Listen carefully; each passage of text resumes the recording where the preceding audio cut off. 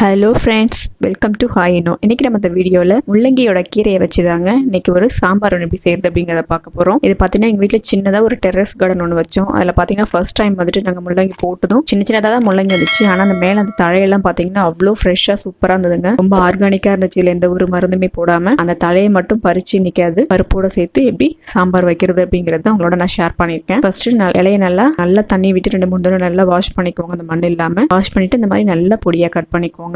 முள்ளங்கி பார்த்தீங்கன்னா அதில் நிறைய நீர்ச்சத்து இருக்குது. அது மாதிரி தாங்க முள்ளங்கி கீரையும் அதில் நிறைய பெனிஃபிட்ஸ் இருக்குது. இந்த மலச்சிக்கல் சொல்லுவாங்க, ஜென்ரலாக எல்லாருக்குமே இருக்குது, சின்ன குழந்தைங்கலேருந்து பெரியவங்க வரைக்கும். அந்த மாதிரி கீரை அடிக்கடி எடுத்துக்கிட்டோம் அப்படின்னா அது வந்துட்டு சரி பண்ணுறதுக்கும் நமக்கு ஒரு நல்ல ஒரு ரெமிடியாக இருக்கும். நல்ல பொடியாக கட் பண்ணிக்கோங்க. இன்றைக்கி இந்த முள்ளங்கி கீரையோட பருப்பு சேர்த்து இது கூட்டு மாதிரியும் வச்சுக்கலாம், இல்லை நீங்கள் சாம்பார் மாதிரி செய்யலாம். அது நம்மளோட விருப்பம் தான். இது வந்து சாதத்தோட, இட்லி, தோசையோட, சப்பாத்தி கூட ரொம்ப சூப்பராக இருக்குங்க. இந்த மாதிரி நல்லா பொடியாக கட் பண்ணியாச்சு. சரி வாங்க ஃப்ரெண்ட்ஸ், இது எப்படி சாம்பார் வைக்கிறது அப்படிங்கிறத பார்க்கலாம். இன்னைக்கு பார்த்தீங்கன்னா இந்த வானல், மண் சட்டியில் இருக்கிற அந்த வானலில் தான் நான் செய்ய போகிறேன். ஃபர்ஸ்ட் நல்லா சட்டியை சுடு சூடு பண்ணிட்டு ஒரு 50 ml அளவுக்கு கடலை எண்ணெய் நல்லா சூடாகட்டும். இதுல ஒரு 1/2 டீஸ்பூன் அளவுக்கு கடுகு, 1/4 டீஸ்பூன் அளவுக்கு சீரகம், இது சேர்ந்து நல்லா பொரியட்டும். இதோட கொஞ்சமா பெருங்காயத்தூள் சேர்த்துக்கலாம். நம்ம பருப்பு சேர்க்கறதுனால பெருங்காயம் சேர்த்துக்குவோம். அதோட ஒரு 2 கொத்து கருவேப்பிலை எல்லாம் பொரிஞ்சிடுச்சு. இதோட பாத்தீங்கன்னா நல்ல ஒரு பெரிய வெங்காயத்தை வந்துட்டு பொடியை கட் பண்ணி அதை சேர்த்திருக்கேன். நீங்க சின்ன வெங்காயம் இருந்தா கூட அதையும் சேர்த்துக்கலாம். சாம்பார் அப்படின்னால சின்ன வெங்காயம் இருந்தா ரொம்ப டேஸ்டியா இருக்கும். இல்லை அப்படிங்கறதுனால பெரிய வெங்காயம் சேர்த்திருக்கேன். சேர்த்துட்டு நல்லா வதக்கிக்கோங்க.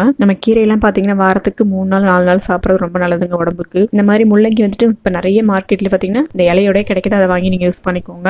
இது வெங்காயம் வதங்கினதுக்கு அப்புறமா 1 டீஸ்பூன் அளவுக்கு இஞ்சி பூண்டு விழுது சேர்த்துட்டு அந்த பச்சை வாசனை போகிற அளவுக்கு நல்லா வதக்கிக்கோங்க. இதோட நல்ல ஒரு பெரிய பழுத்த தக்காளி, அதையும் நல்லா பொடியாக கட் பண்ணி சேர்த்துக்கலாம். இந்த தக்காளியும் வெங்காயத்தோட சேர்த்து நல்லா வதக்கிக்கிறேன். இதில் ஒரு மசாலாவை சேர்த்துக்கலாம். ஒரு 1/2 டீஸ்பூன் அளவுக்கு மஞ்சத்தூள், குழம்பு மிளகாத்தூள் வந்துட்டு 1 டீஸ்பூன் சேர்த்துருக்கேன். உங்களுக்கு காரத்துக்கு தகுந்த மாதிரி நீங்கள் என்ன எக்ஸ்ட்ரா வேணாலும் ஆட் பண்ணிக்கோங்க. இதோட தனியாத்தூள் வந்துட்டு 1 டீஸ்பூன் அளவுக்கு, எனக்கு மிளகாத்தூள் கொஞ்சம் காரமாக இருந்து அப்படிங்கிறனால கொஞ்சம் தனியாத்தூள் ஆட் பண்ணியிருக்கேன். கரம் மசாலா வந்துட்டு ஒரு 1/2 டீஸ்பூன் அளவுக்கு கரம் மசாலா, இதுக்கு தேவையான உப்பு சேர்த்துட்டு இந்த மசாலாவோட நல்லா அந்த பச்சை வாசனை எல்லாம் போற அளவுக்கு நல்லா நம்ம வதக்கிக்கலாம். இப்போ அந்த மசாலாவோட பச்சை வாசனை எல்லாம் போயிடுச்சு. இதுல நான் பொடியை அந்த கட் பண்ணி வச்சிருக்கிற முள்ளங்கி இந்த கீரையை வந்துட்டு அதையும் சேர்த்துட்டு நல்லா வதக்கிக்கலாம். கீரை சேர்த்துட்டு இந்த வெங்காயம் தக்காளி மசாலாவோட நல்லா மிக்ஸ் பண்ணி விட்டுக்கிறேன். லைட்டா சட்டி அப்படிங்கிறதுனால அடி பிடிக்கிற மாதிரி இருக்கும். நல்லா கலரை விட்டுக்கிறேன். இது ஒரு 1-2 நிமிஷம் வதக்கினவே போதும். ஓரளவுக்கு பாருங்க நல்லா சுருண்டு வந்துருச்சு. இப்போ இதோட பாத்தீங்கன்னா நான் 100 கிராம் அளவுக்கு துவரம்பருப்பு முன்னாடியே வந்துட்டு கழுவிட்டு குக்கர்ல ஒரு 3 விசில் விட்டு கொஞ்சம் மசிச்சு வச்சிருக்கேன். அதை வந்துட்டு இந்த கீரையோட சேர்த்துக்கிறேன். கீரையோட சேர்த்துட்டு கொஞ்சம் தண்ணி இன்னும் கொஞ்சம் எக்ஸ்ட்ரா ஆட் பண்ணிக்கலாம். பருப்பு சேர்த்ததுக்கு அப்புறம் கொஞ்சம் திக்கா இருக்கு பாருங்க. உங்களுக்கு தண்ணியா வேணும் அப்படின்னா நீங்க இன்னும் கொஞ்சம் தண்ணி எக்ஸ்ட்ரா ஆட் பண்ணிக்கிறேன். சிலர் பாத்தீங்கன்னா கூட்டு அப்படிங்கிறப்ப கொஞ்சம் திக்கா தான் நல்லா இருக்கும்.